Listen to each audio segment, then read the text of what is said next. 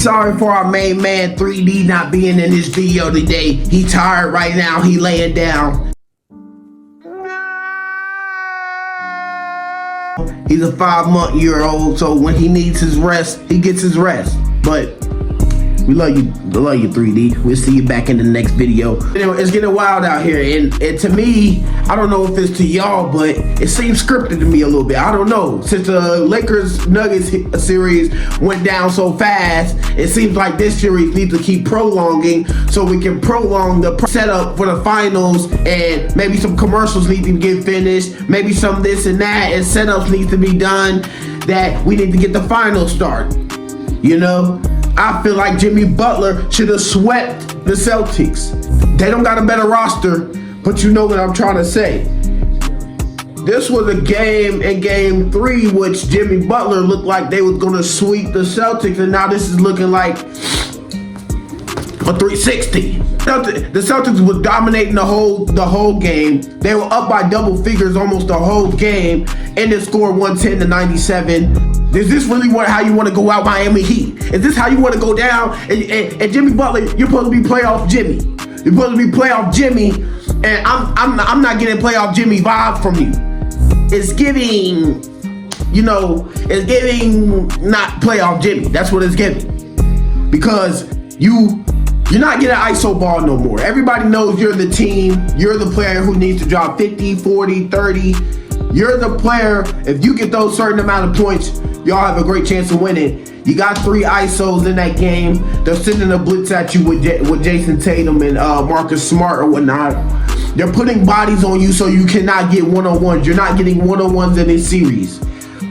This game coming up, next game, is a Game 7. It's Game 6, but it's a Game 7 in this portion, in this time, because you were up 3-0 and now it's 3-2. And if the Celtics tie it up, if you give them a win again, like they said, don't let them win again. Don't give them one.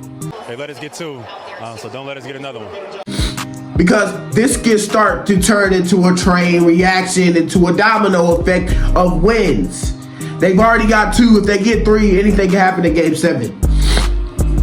Jimmy Butler, if you push it, if you give this team and Jason Tatum a chance with that talent, which you know that you don't got the talent on your team. You don't have that type of talent on your team to be messing around. You have mostly undrafted players, and on the other team, you got 2 All-NBA players with a Defensive Player of the Year, and Marcus Smart, Derek White. He's giving you 6 for 8 from 3. You got some good players over there for the Celtics that should, which for real should be flip-flopped. It shouldn't even be 3-2 Heat or 3-0 Heat when they went up. It should have been 3-0 Celtics, and Celtics on the verge of going to the NBA Finals, but it hasn't came down to that way. But when you're in this situation, Jimmy Butler, Miami Heat with undrafted players, and Kyle Lowry having 10 goddamn turnovers, with y'all having 6 turnovers in the first quarter, it ends up becoming an epic collapse. You have 4 players with 20 points, Celtics. You're doing your thing over there. You're spreading the basketball around. And also, Jason Tatum is touching the ball. If you're going to spread the basketball around, I like to see Jason Tatum touching the ball often, because we know sometimes Jason Tatum can be the forgotten man and he can't even get a bucket for his life, or he's traveling, or he's turning the ball over. He just gets to those points, which I'm saying in Game 6 that couldn't happen. He has a couple games where he is a no-show, and not expecting a no-show in Game 6, but it can happen. But if you lose this Game 6 Miami Heat and you go to a Game 7 like Jason Tatum dropping 51 in a Game 7 last series, anything can happen. For Celtics, they were 5 for 9 at home. You could have got it done. They're really not a great home team. They can get beat at home. You couldn't pull it off and get them and make it 5 for 10 at home, and y'all head into the NBA Finals. And you get to the podium last game and talk about everything's gonna be all right. It's gonna be all right. I'm expecting everything to be all right. And talking about the podium, Jimmy Butler, you got up there, you talked about how it's a guaranteed win next game, how you're going to get it done and you will win. But we're always going to stay positive, knowing that we can and we will win this series. And we'll just have to close it out at home. So don't go around jinxing yourself. Don't go out here talking about you finna win, you finna get it done, and you talking all this mess and you're not getting it done. That's going to look bad. That's going to look horrible. And you're a man with no rings. And it's just facts. You're a man with no rings. You've been there before. You know what it takes to get it done. I think you get it done. I still got Miami Heat to finish it off and go to the finals and versus the Denver Nuggets. But in this game, y'all look like an undrafted team. Let's put it for real. 16 turnovers. You didn't lead the whole game. 0 leads. You got 0 leads. It's horrible. So what you're telling me is you go and play Kyle Lowry, you're going to start Kyle Lowry, and he hasn't been starting all season. Y'all got to this point with Kyle Lowry on the bench, and you want to put Kyle Lowry in the starting lineup. Which I get. Kyle Lowry plays great when he's coming off the bench, and that's why he comes off the bench. You got some players that play great coming off the bench. That's why they're not in the starting lineup. Keep them on the bench, coming off the bench and giving you points. What is so bad in not starting? I'm not going to say it's a horrible thing, but you're a professional NBA player, and if you're playing great, coming off, you know what I'm saying, coming off the bench, and you having that urge to want to play good and maybe get into the starting lineup, okay, but you've been playing so good coming off the bench. Why change it up now? Why even give them a different look now? Miami Heat just looks like a team that just didn't want to be there. They just look like a team that didn't want to play against the Boston Celtics. It was complete horrible. It's a game that I don't want to ever see again this late in the NBA season or late in the NBA playoffs. We should see bucket for bucket, game 7 for game 7 every single game. This is the NBA playoffs. I shouldn't be seeing no blowouts. We should be seeing blood, sweat, tears, bucket for bucket. Y'all get what I'm talking about. And we shall see if the stakes are too high for the undrafted team in Miami Heat. Will Jason Tatum come through for this team in Boston Celtics? And will these coaches make coaching adjustments when you need them to be made? And one of the greatest receivers we've ever seen in this era is up for release. After being traded off to the Cardinals from Texans to the Cardinals, still with 2 years left on his deal, he's being released. And that man is Deandre Hopkins. Probably top 5, top 3. You want to put him in there, but that man is a top 5 wide receiver in this league, and he's up for availability. And we already seen in the podcast and the places that he wanted to go.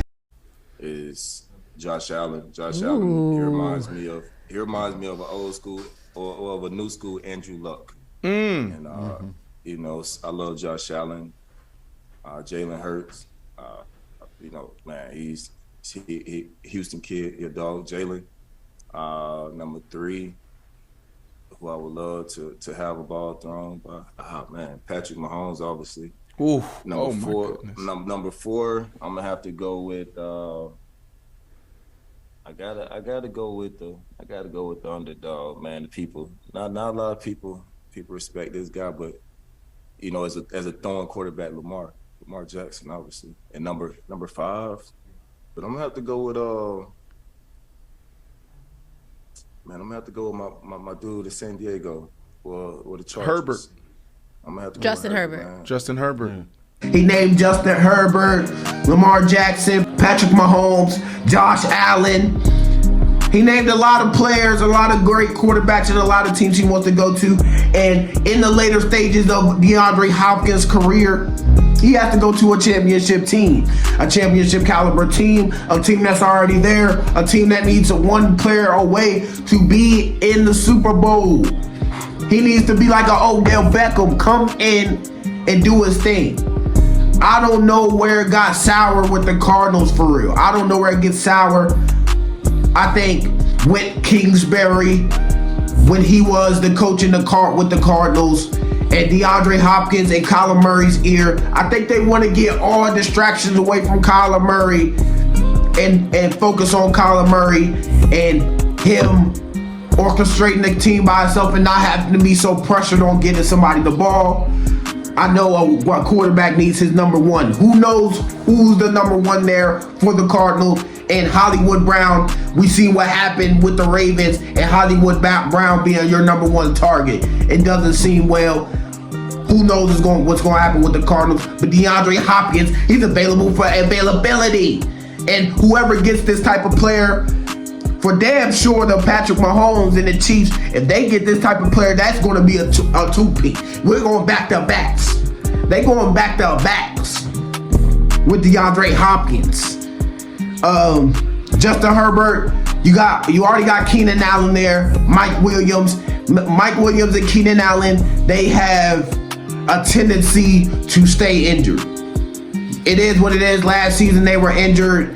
Kind of the reason why they started falling apart a little bit. They were up on the Jaguars and then completely fell to pieces at the end of the game. And adding DeAndre Hopkins, a player like this, can definitely heat it up. They can heat it up, and you could go on a run and head to the Super Bowl.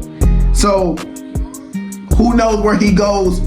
He still had 2 years left on his contract. He gets released. It's crazy that you release a man like this and you don't get no draft compensation, no player, no DeAndre Hopkins.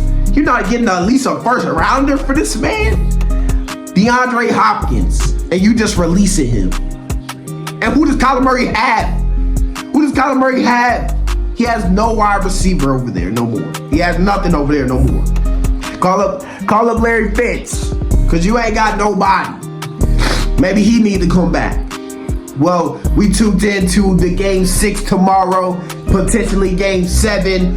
We got our eyes open for our man D-Hop. He's going to be flying around looking for a team that's going to give him good money and going to give him the best shot to win a championship. And it's starting to get spicy with the NFL.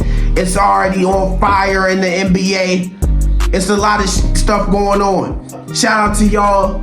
Y'all been the best thing to me. And me grinding and doing these videos, keep pushing me. Y'all go turn up this weekend, holiday weekend. Go jump in the pool with your families.